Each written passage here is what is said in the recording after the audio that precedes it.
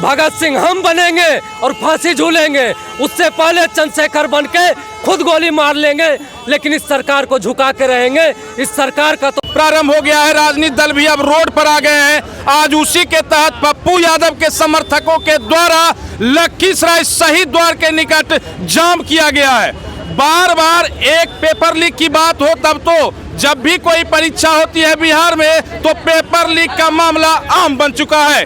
इसमें लाजमी है कि विद्यार्थियों के सपोर्ट में और धरना प्रदर्शन होना अब तो लाजमी लग रहा है। इसी कड़ी में आज पप्पू यादव के समर्थक आप दिखाइए कि किस तरह से शहीद द्वार के निकट जाम हो चुका है और उनके समर्थकों के द्वारा सड़क जाम करके यह जाहिर करना चाह रहे हैं कि विद्यार्थियों का जो मांग है वो सही है और उसके लिए आज यहाँ आंदोलन किया जा रहा है। मैं आपको यहाँ के कुछ कार्यकर्ता से मिलवाता हूँ। बताइए रंजय जी, क्या सब मांग है आपका, क्यों आज आप प्रोटेस्ट कर रहे हैं? सीधा सा मांग है कि बीपीएससी री एग्जाम करवा दे, बच्चों को न्याय दे दे।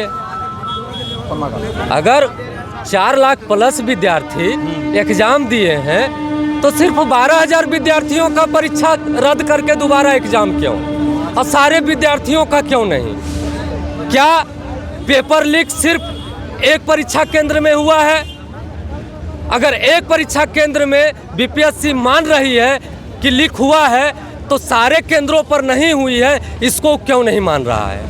और अगर सारे बिहार में माफिया सक्रिय रहे हैं तो सारे बिहार के परीक्षा को कैंसिल करे और पुलिस प्रोटेक्शन में अच्छे अधिकारी के नेतृत्व में फिर से परीक्षा ले ले। और अगर कदाचार नहीं हुआ है तो रिटायर्ड हाईकोर्ट के रिटायर्ड जज के अध्यक्षता में एक जांच कमेटी बना दे और जांच कर ले। अगर कदाचार नहीं हुआ है तो रंजय सिंह सबसे पहले जेल जाने के लिए तैयार है, क्योंकि हमने लोगों को डिस्टर्ब किया है। और अगर कदाचार हुआ है तो बीपीएससी को भंग करे, नीतीश कुमार इस्तीफा दे और दूसरा बीपीएससी चेयरमैन बने और फिर से एग्जाम ले। सर नहीं समझ रहे हैं, बड़े लेवल पर DSP, SDO, SDM, BDO, CEO की वैकेंसी होने वाली है।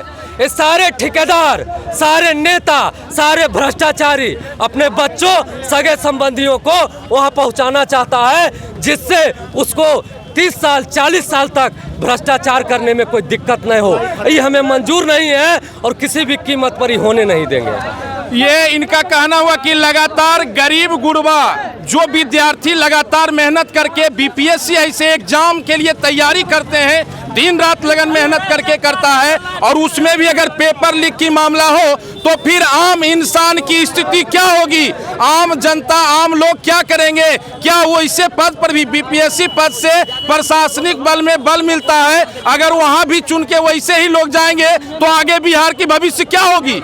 इन सारी बातों को वास्तव में अगर ये प्रोटेस्ट हो रहा है तो विद्यार्थियों के लिए जो ये कदम उठाया जा रहा है, हमें लगता है कहीं न कहीं सरकार को इस पे सोचना चाहिए कि आखिर क्यों ये मामला उठ रहा है। अब तो अभी बिहार विधानसभा का चुनाव भी है, अब लगता है कि राजनीति पूरी तरह से गर्मा चुका है। ये प्रोटेस्ट बराबर होता रहेगा। क्या लगता है इसके बाद भी आपका आंदोलन चलता रहेगा? बिल्कुल।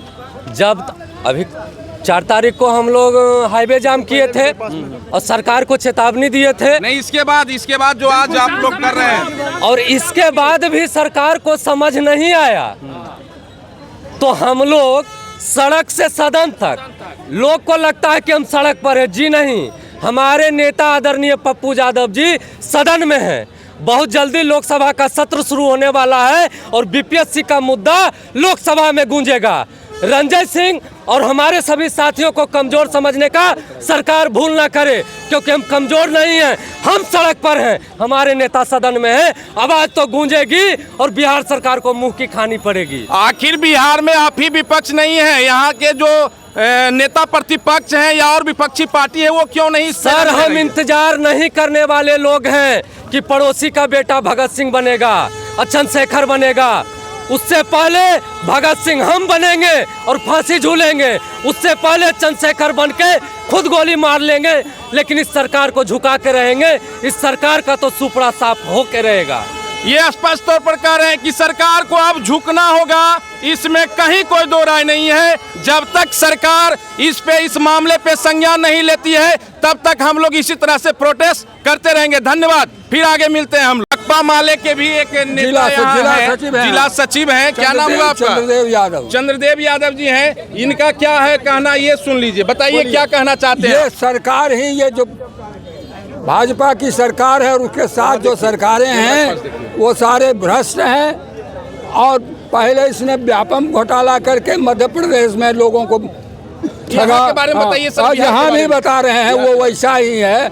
और उसके बाद इनके पहले वो नीट वाले परीक्षा में भी उसने गड़बड़ किया, आज इनके साथ भी गड़बड़ कर रहा है। ये सभी गरीब लोगों के बच्चों को जैसे मैंने उसके दबाने तो का आपके पार्टी के द्वारा, सर दुख नहीं मानिएगा, आपके पार्टी के द्वारा कहीं भी इस तरह का तो बंद का अभी तक नहीं किया गया है। हमारी पार्टी के तो 6 गो एमएलए गिरफ्तार हुए इनके लिए, इनके नहीं, आपका तो एक चलता है ना कि राज्य स्तरीय प्रायोजित कार्यक्रम चलता है, इसके तहत तो कहीं प्रोटेक्शन नहीं दिख रहा है। साथ हैं, हम दिए हैं। हमारे 6 एमएलए सहित हमारे सारे कार्यकर्ता मैंने वो हमारा झंडा लेकर के और जैसे गिरफ्तार हुए हैं।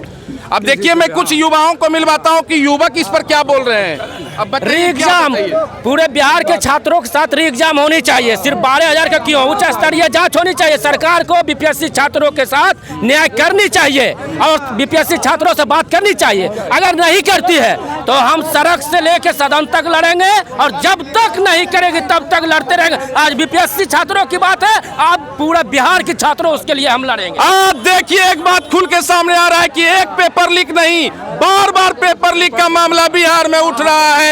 ये यहाँ के युवकों के लिए बहुत बड़ी समस्या है। कुछ नवयुवक से और मैं आपको मिलवाता हूँ कि वो क्या कह रहे हैं। देखिए एक बार की बात नहीं है, आप बिहार में देखते हैं बार बार पेपर लीक। तो इसलिए बार बार पेपर लीक होता है तो किसी भी बच्चे का भविष्य वो अंधकार में चला जाएगा, चाहे वो आपका बच्चा हो, पत्रकार महोदय, चाहे हमारा हो, चाहे किसी और का हो। तो हमारा कहने का मतलब ये जो पेपर लीक बार बार हो रहा है, इस पर रोक लगनी चाहिए, चाहे जिसके माध्यम से लगे, सड़क के माध्यम से लगे, सदन के माध्यम से लगे। और जहां तक की सवाल है, मेरे नेता आदरणीय हम सबों के नेता गरीबों के मसीहा पप्पू यादव जी हमेशा आवाज उठाने का काम किए हैं, सदन हो या सड़क हो। कोरोना काल में आप देखे होंगे नेताजी जब समाज सेवा करने चले गए, उनको प्रशासनिक विधि व्यवस्था के तहत उनको अरेस्ट कर जेल भेज दिया गया। लेकिन हमारे नेता झुकने वाले नहीं है और उनके हम सिपाही हैं, तो हम लोग भी झुकने वाले नहीं है। जब तक बीपीएससी छात्रों को न्याय नहीं मिलती है, हम लोग इसी तरह से अनवरत तरीके से, जब तक न्याय नहीं मिलेगा तब तक आंदोलन चलेगा। भीड़ को दिखाइए कि किस तरह से यहाँ प्रोटेक्ट किस तरह से प्रोटेक्ट चल रहा है। यहाँ आप देख रहे हैं कि सारे लोग अब उम्दा स्थिति में आ चुके हैं और कहीं न कहीं अब लग रहा है कि राजनीति इस पे गर्माता जा रहा है और युवक जो है बार बार इस पर बातचीत करना चाह रहे हैं। एक नवयुवक है जिनसे मैं बात करवाता हूँ, बताइए क्या बता रहे हैं। बिहार में हम लोग का भविष्य बहुत खराब हो चुका है। हम लोग के जो नेता है, भाई लोग, हमारे जितने भी भाई लोग हैं गरीब स्थितियों में जो गुजर रहे हैं, उन लोग का भविष्य खराब हो चुका है। बिहार में बहुत काफी ज्यादातर घर घर में हम देख रहे हैं लोग, बच्चा लोग बिगड़ रहा है, स्थिति खराब है इस नेता लोग के कारण। तो इस बार आप लोग आर पार की स्थिति में है। बिल्कुल। क्या लगता है कि इसका प्रभाव आगामी चुनाव पर भी पड़ेगा? 100% पड़ेगा। बदल देंगे इस बार, सब कुछ बदल देंगे हम इस बार। युवा सब भाई हम सब एक हैं। एकता सबसे बड़ी चीज है कि एकता सब कुछ लेकर चल रहे हैं यहाँ पे। सभी विद्यार्थी एक हैं और इसका सीधा असर अब जिंदाबाद चुनाव पर भी पड़ेगा। नीचे दिखाइए, पीछे दिखाइए, भीड़ को दिखाइए। हाउस में आओ, देखिए किस तरह से यहाँ प्रोटेस्ट की स्थिति है। और पीछे जाओ, किस तरह से इधर चल रहा है इधर। और यहाँ देख रहे हैं कि भीड़ किस तरह से पूरी तरह से प्रोटेस्ट में है। अब लगता है कि अब ये स्थिति जो भी यहाँ बन रहा है वो विद्यार्थियों के लिए अब नित्य प्रतिदिन प्रोटेस्ट का कार्यक्रम बढ़ता जा रहा है। आगे मैं फिर आपको कुछ बताऊंगा। धन्यवाद। मनमानी नहीं चलेगी।